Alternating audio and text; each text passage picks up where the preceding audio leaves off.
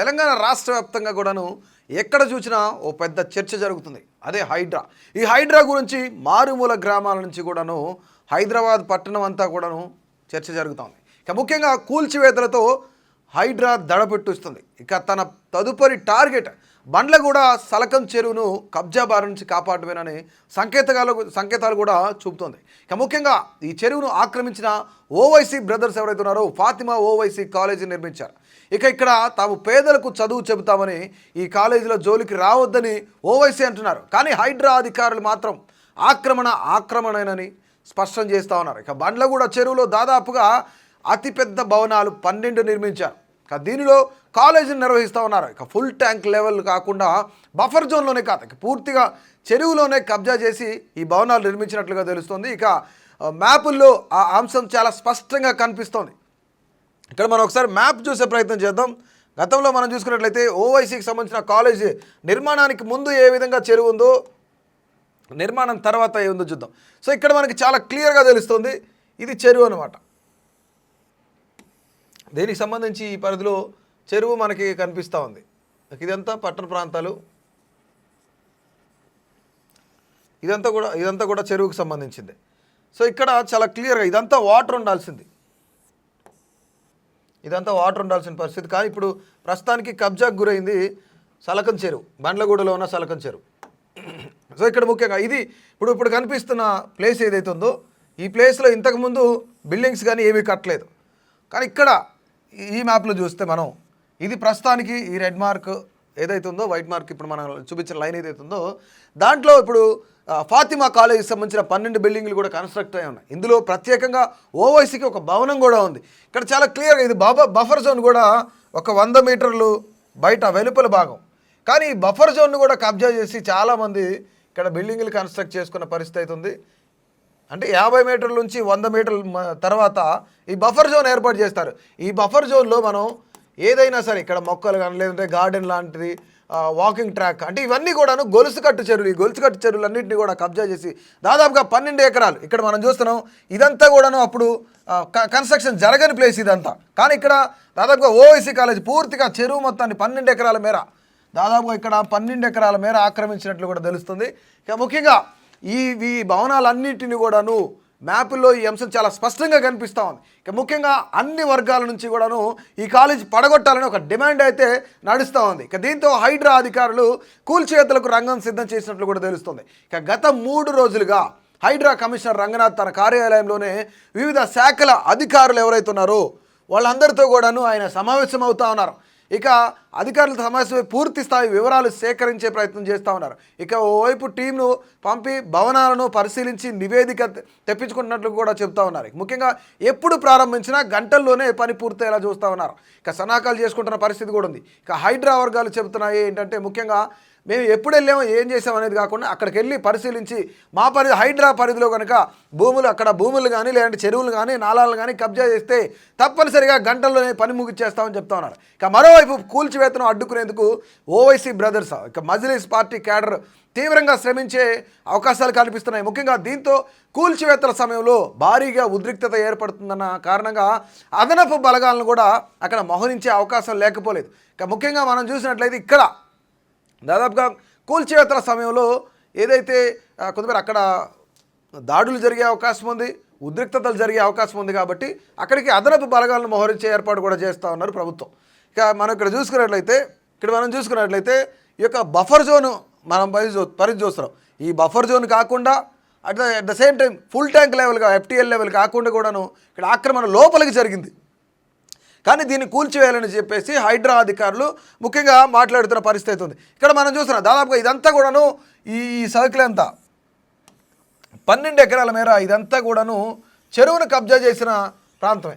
ఈ చెరువుని ఇప్పుడు మళ్ళీ రికవరీ చేయాలి. దాదాపు ఇప్పటికే 80కి పైగా ఏవైతే అక్రమ కట్టడాలు ఉన్నాయో వాటన్నిటిని కూడాను అధికారులు స్వాధీనం చేసుకున్నారు హైడ్రా అధికారులు. ఇక మనం చూసుకున్నట్లయితే ఇక్కడ ముఖ్యంగా అక్బరుద్దీన్ ఓవైసీ తనపై బుల్లెట్లతో కాల్చాలి కానీ తన కాలేజ్ జోలికి మాత్రం రావద్దని చెప్తున్నారు ఆయన అంటున్నారు. కానీ బుల్లెట్లతో కాదు, బుల్డోజర్లతో వస్తామని హైడ్రా అధికారులు కూడా సవాల్ చేసే ప్రయత్నంలో ఉన్నారు. ఇక మజ్లిస్ పార్టీ రేవంత్తో కొంతమేర సన్నిహితంగా ఉంటుంది. ఈ కారణంగా ఆ కట్టడాలను పట్టించుకోరనే అనుమానాలు కూడా వస్తా ఉన్న పరిస్థితి ఉంది. కానీ చెరువుల్ని కాపాడటమే తనకు ప్రజలు ఇచ్చిన బాధ్యత నెరవేర్చినట్లేనని, ఒకవేళ నేను చేయకపోతే నా బాధ్యతను నేను నెరవేర్చినట్లేనని చెప్పేసి రేవంత్ రెడ్డి కూడా అంటున్నారు. తన మిత్రులైనా స్నేహితులైనా ఎవరైనా సరే చెరువును కబ్జా చేసినట్లయితే అలా ఉంటే కనుక వాళ్ళని వదిలిపెట్టేది లేదంటున్నారు రేవంత్ రెడ్డి. ఇక పూర్తిగా కూల్చివేస్తానంటున్నారు కూడా. అయితే ఓవైసీ బ్రదర్స్ వేరే, కానీ వారి ఆస్తుల జోలికి వస్తే ఊరుకోరా? ఇప్పుడు చెరువును ఆక్రమించి కట్టిన వ్యవహారంలో హైడ్రా కూల్చివేతలు ప్రారంభిస్తే ఓవైసీ సోదరులు ఏం చేస్తారన్నది కూడా ఆసక్తికరంగా మారింది ఇక్కడ.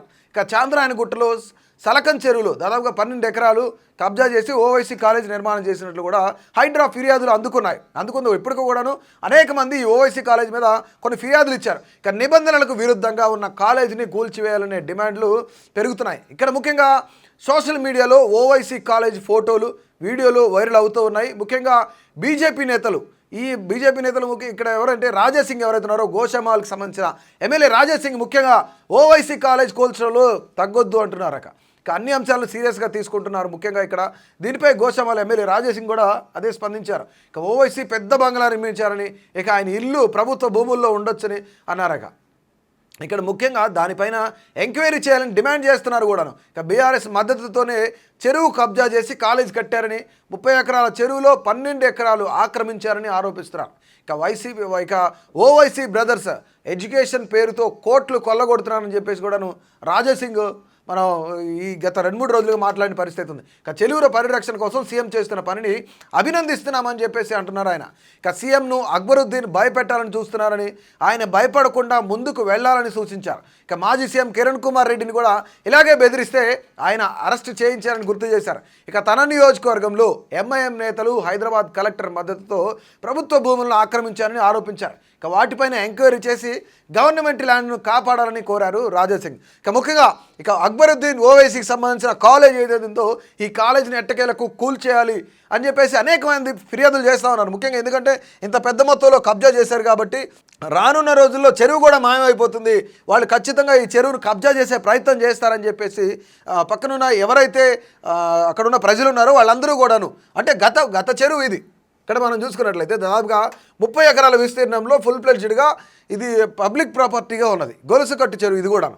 ఇక్కడ మనం చూసుకున్నట్లయితే అంటే ఇప్పుడు హైదరాబాద్ ముఖ్యంగా పెద్ద వర్షం పడితే కొట్టుకుపోవడానికి ముఖ్యమైన కారణం ఏంటంటే ఇలాంటి చెరువులు హైదరాబాద్లో చాలా ఉన్నాయి, వేలల్లో ఉన్నాయి.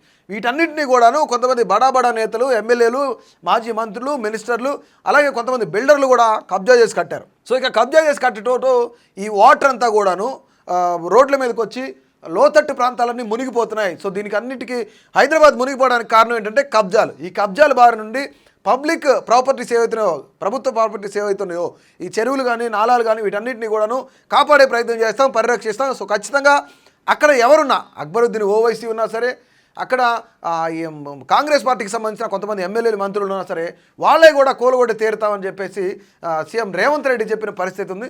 సో ముఖ్యంగా రానున్న మరికొద్ది రోజుల్లోనే ఇక్కడ చాలా ఇంపార్టెంట్ విషయం ఏంటంటే దీనికి హైడ్రా కమిషనర్గా ఉన్న రంగనాథ్ ఆయన చాలా క్లియర్గా చెప్పాడు, అకాడమిక్ ఇయర్ని బ్రేక్ చేయం, వాళ్ళకు కొంత సమయం ఇస్తాం, ఖచ్చితంగా ఇది కబ్జాకు గురైందని నోటీసులు ఇస్తాం. దాని తర్వాత అంటే హైడ్రా నోటీసులు ఇవ్వదు, దానికి సంబంధించిన ఎవరైతే జిహెచ్ఎంసీ అధికారులు కానీ, లేదంటే ఇరిగేషన్ డిపార్ట్మెంట్ వాళ్ళు కానీ, వీళ్ళందరూ కూడాను, ఎలక్ట్రిసిటీ అధికారులు కానీ, వీళ్ళందరూ కూడాను ఇది కబ్జాలో ఉన్నది, కబ్జా చేసి కట్టారు కాబట్టి దీన్ని ఇమీడియట్గా తొలగించాలని చెప్పేసి వాళ్ళు నోటీసులు ఇస్తారు. అప్పట్లోగా అంటే అకాడమిక్ ఇయర్ బ్రేక్ చేయకుండా పిల్లలు చదువుకుంటున్నారు కాబట్టి వాళ్ళ చదువుకి ఏ ఇబ్బంది లేకుండా అక్కడ మల్లారెడ్డి కాలేజ్ ఉన్నా, మరొక ఓవైసీ కాలేజ్ ఉన్నా, ఎవరిదున్నా సరే అకాడమిక్ ఇయర్ బ్రేక్ చేసేది లేదు.